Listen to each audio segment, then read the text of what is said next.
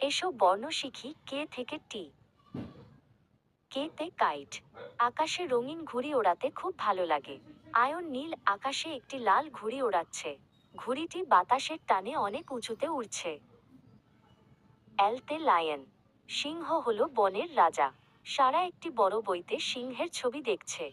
সিংহের ঘাড়ের চারপাশের বড় বড় কেশর দেখতে খুব সুন্দর লাগে। এম তে মুন। রাতের আকাশে আমরা গোল চাঁদ দেখতে পাই। আয়ন জানলার পাশে দাঁড়িয়ে উজ্জ্বল চাঁদ দেখছে। চাঁদের স্নিগ্ধ আলোয় চারিদিক আলোকিত হয়ে আছে।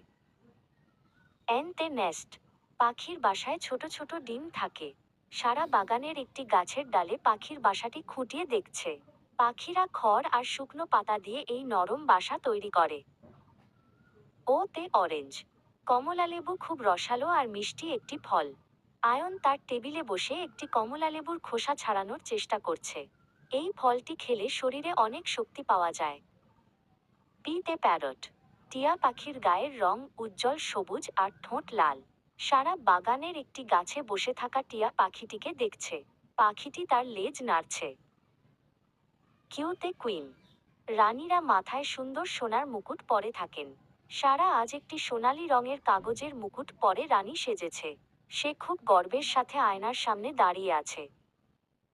আর তে র্যাবিট। খরগোশ খুব নরম আর তুলতুলে প্রাণী।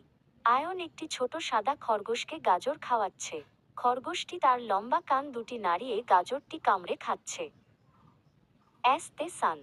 সূর্য আমাদের প্রতিদিন আলো আর ওম দেয়। সারা সকালবেলা উঠানে দাঁড়িয়ে সূর্যের দিকে তাকিয়ে আছে।